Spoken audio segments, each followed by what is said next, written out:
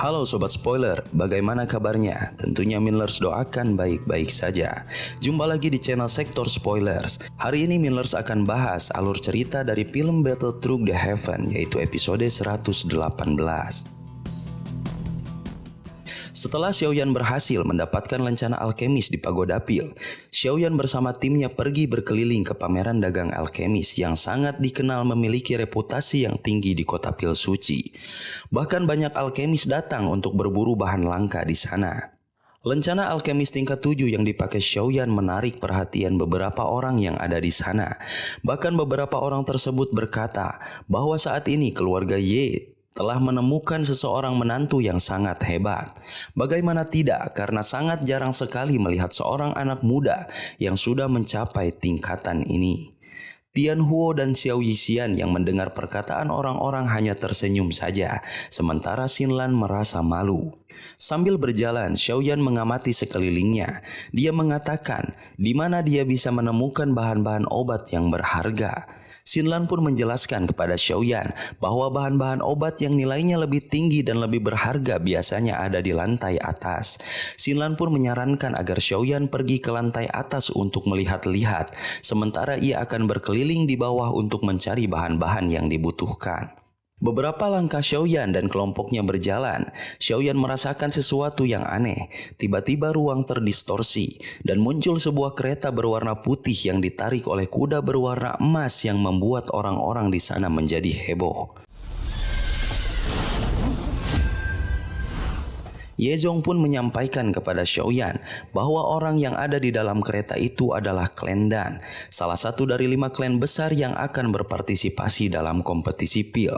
Xiaoyan pun penasaran apakah klan Dan memiliki alkemis yang kekuatannya setara dan bisa bersaing dengan Cao Ying, seorang penyihir yang sangat hebat dari klan Cao.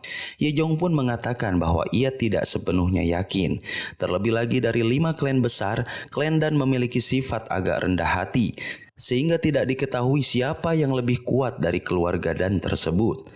Namun soal kekuatan, jelas keluarga Dan memiliki orang-orang kuat yang patut diperhitungkan.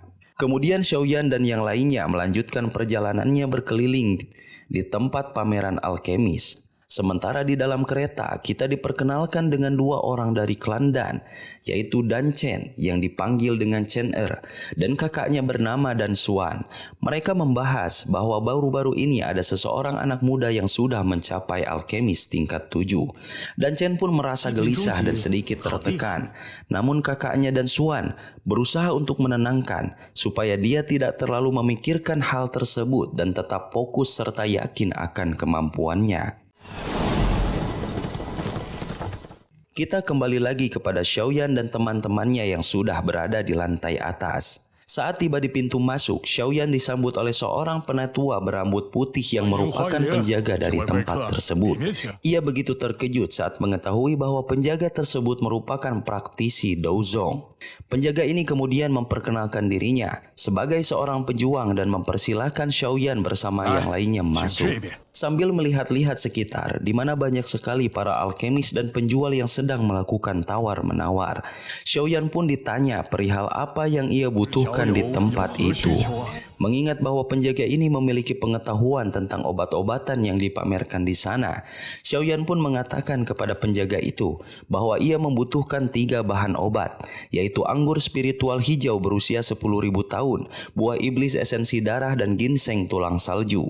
Sang penjaga pun menyampaikan kepada Xiaoyan bahwa semua bahan-bahan yang disebutkan itu merupakan bahan obat yang sangat langka dan sepertinya tidak akan ditemukan di tempat ini. Namun untuk ginseng tulang salju, kemungkinan ia bisa mendapatkannya di sini dengan kesepakatan yang sangat tinggi.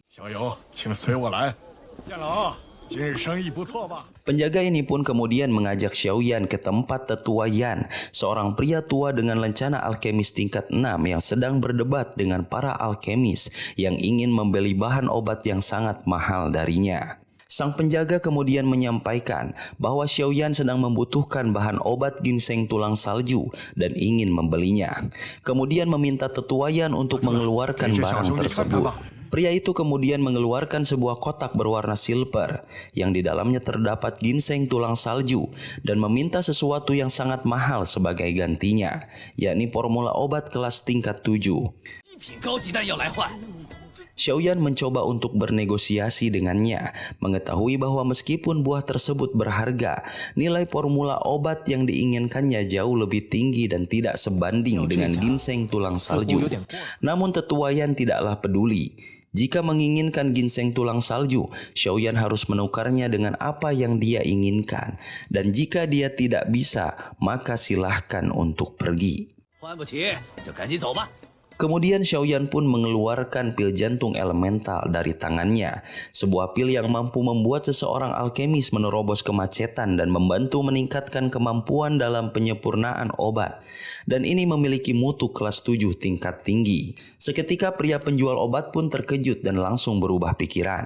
Xiaoyan pun menyampaikan kepada sang penjual bahwa ia bisa membeli barang itu, tapi untuk ditukar dengan pil yang ada di tangannya tidaklah setimpal dan ia tidak bisa menerimanya. Tetua Yan pun langsung berpindah mendekati Xiaoyan, berusaha mencegah Xiaoyan yang hendak pergi, berharap bisa membuat kesepakatan dengannya. Kemudian Xiaoyan pun memberikan kesepakatannya. Ia mengatakan kepada Tetua Yan bahwa dia membutuhkan 3 bahan obat: anggur spiritual hijau berusia 10.000 tahun, buah iblis esensi darah, dan ginseng tulang salju. Jika Tetua Yan memiliki semua bahan-bahan ini, maka pil jantung elemental akan menjadi miliknya.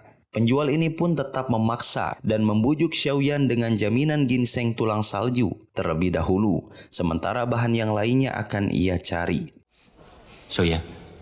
Tianhuo kemudian melakukan komunikasi batin dengan Xiaoyan. Ia memberikan saran kepada Xiaoyan agar ia mengambil piringan tembaga yang ada di ujung sebelah kirinya, yang ia percayai memiliki kekuatan misterius yang berhubungan dengan hal-hal pada zaman kuno. Xiaoyan pun mengubah keputusannya dan melakukan kesepakatan dengan mengambil 2 barang tersebut, yaitu ginseng tulang salju dan piringan tembaga, untuk ditukar dengan pil jantung elemental. Selain itu, Tetua Yan Lao juga memberikan alasan kenapa dia melakukan semua ini. Obat mujarab pil jantung elemental ini akan ia gunakan untuk menyembuhkan anaknya yang tengah koma selama bertahun-tahun dan membantu dirinya untuk menerobos yang selama ini tengah mengalami kemacetan. Mendengar cerita tersebut, Xiaoyan teringat kepada ayahnya dan langsung memberikan beberapa butir obat pil jantung elemental tersebut. Saat Xiaoyan hendak mengambil kotak yang berisi ginseng tulang salju dan piringan tembaga itu, tiba-tiba sesuatu yang tak terduga terjadi. Sebuah kipas logam berwarna ungu tiba-tiba muncul dan menancap di samping kotak tersebut, membuat Xiaoyan dan yang lainnya merasa terkejut. Kemudian suara terdengar dari arah belakang yang bersumber dari seorang pemuda berbaju putih dengan 2 orang tetua yang mengawal di belakangnya. Pria itu mengatakan bahwa ia juga tertarik dengan piringan tembaga yang dimiliki Xiaoyan dan ingin melakukan tawar-menawar dengannya. Dengan ekspresi yang dingin, Xiaoyan menolak dan mengatakan tidak pada tawaran pemuda berbaju putih itu. Seketika pria berbaju putih itu merasa kesal dan mencoba menyerang Xiaoyan, sehingga terjadilah pertarungan kecil di antara keduanya. Xiaoyan pun berhasil menghindari semua serangan pemuda berbaju putih itu dan sempat melakukan serangan balik yang membuat pria berbaju putih itu harus mundur terdorong ke belakang. Kedua tetua yang mendampingi pemuda itu tidak tinggal diam. Mereka maju dengan cepat, berniat membantu dan menyerang Xiaoyan. Namun sebelum serangan mereka dapat mengenai Xiaoyan, Xiao Yixian dan Tianhuo muncul dengan tiba-tiba. Dalam sekejap, Xiao Yixian mengeluarkan 2 gumpalan uap berwarna abu-abu yang memaksa kedua tetua itu mundur dengan panik.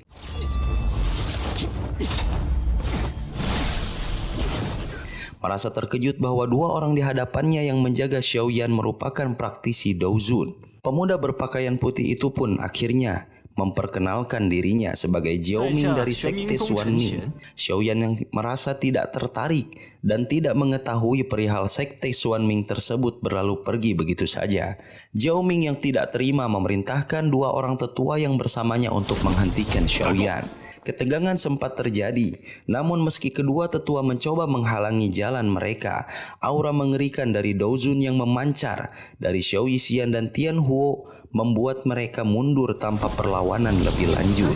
Xiaoyan dan kelompoknya akhirnya melangkah meninggalkan tempat itu. Sebelum pergi, Xiaoyan memperingatkan Jiao Ming supaya ia tidak memprovokasinya lagi dan tidak bermain-main dengannya, atau dia tidak bisa meninggalkan tempat ini hidup-hidup dan tidak bisa mengikuti kompetisi pil mendatang. Jiao Ming yang merasa dipermalukan menyimpan dendam di dalam hatinya. Ia memerintahkan pengikutnya untuk menyelidiki lebih lanjut tentang Xiaoyan dan kelompoknya, bertekad untuk tidak membiarkan penghinaan ini berlalu begitu saja. Xiaoyan kemudian melirik ke arah Yezong dan bertanya apa yang membuat Yezong merasa gelisah dan begitu khawatir. Yezong memikirkan kejadian yang baru saja terjadi dengan Sekte Xuan.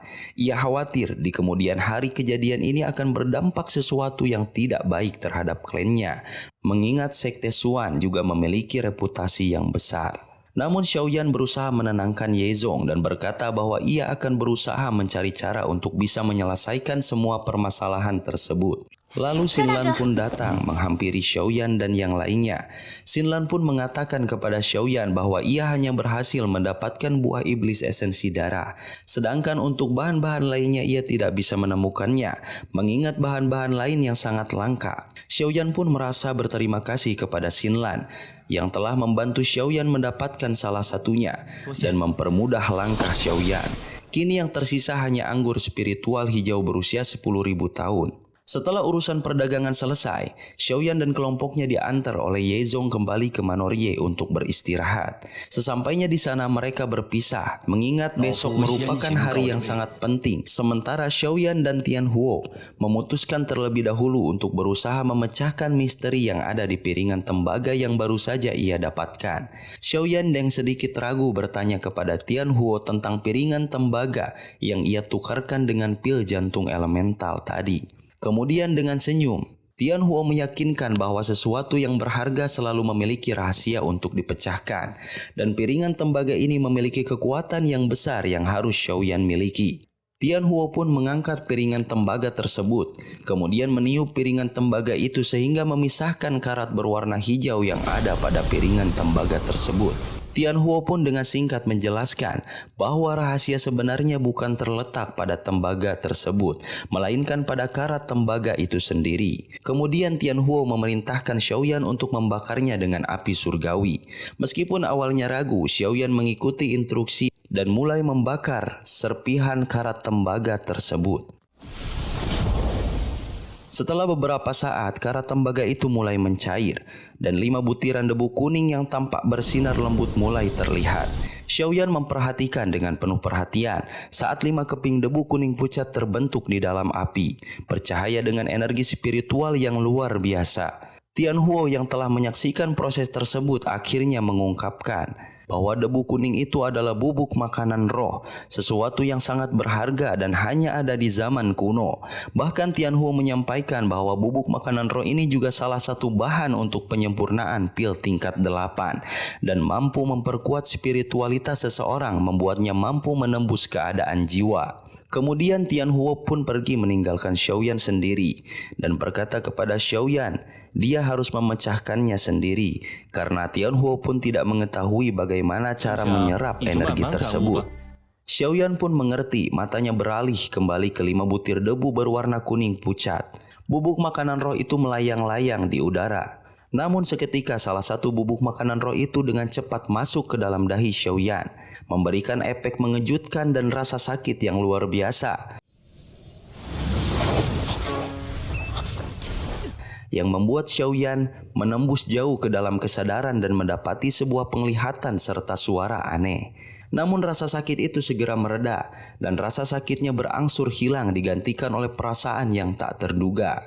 Xiaoyan kemudian mencoba bermeditasi, memahami tentang apa yang ia lihat dan dengar. Ia merasakan sekelilingnya membentuk fluktuasi yang aneh. Aliran spiritual perlahan-lahan mengisi jiwanya.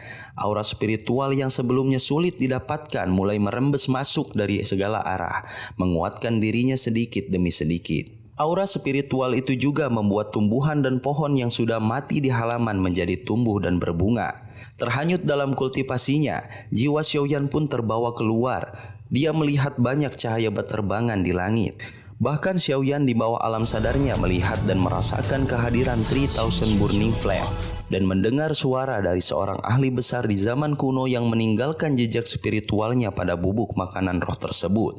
Xiaoyan pun segera tersadar dari alam bawah sadarnya dan mencoba untuk merenungkan apa yang terjadi. Ia merasa penasaran dengan kekuatan yang begitu menakutkan yang dapat menghancurkan jiwanya hanya dengan satu kata saja.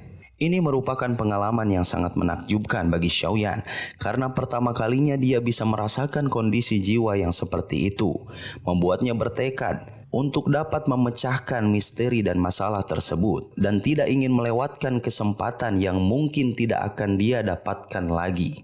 Kemudian kita diperlihatkan dengan 3 tetua dari Piltover, yaitu Xuan Kongzi, Tian Leizi, dan Xuan Yi, yang sedang membahas tentang kejadian sebelumnya di mana ada seseorang yang telah meremehkan 3000 Burning Flame dan mengusik keadaannya namun tidak sampai membangunkannya dan menciptakan masalah lain. Terlebih juga ia tidak bisa mendeteksi seseorang tersebut, tapi kekuatan jiwa orang ini benar-benar luar biasa. Lantas salah satu dari mereka juga menanyakan apakah ini ada kaitannya dengan orang dari Aula Jiwa, karena orang-orang Aula Jiwa juga mengumpulkan jiwa-jiwa alkemis di mana-mana, dan dikatakan juga bahwa Yao Chen juga berada di tangan Aula Jiwa yang membuat mereka merasa sedih saat mengingat hal tersebut. Mereka juga mendapati informasi bahwa beberapa waktu yang lalu terjadi peperangan antara keluarga Daniu dan keluarga In, dan salah satunya adalah murid dari Yao Chen sendiri yang membuat ketiga tetua penasaran dengan sosok murid dari Yao Chen tersebut. Sobat Spoilers, inilah alur cerita dari episode 118 dari Battle Through the Heaven. Mohon dikoreksi apabila ada kesalahan dalam penyebutan nama atau istilah. Terima kasih banyak sudah nonton sampai akhir. Kritik dan saran positifnya silakan di komentar. Sampai ketemu lagi di video berikutnya, tetap semangat dan sampai jumpa.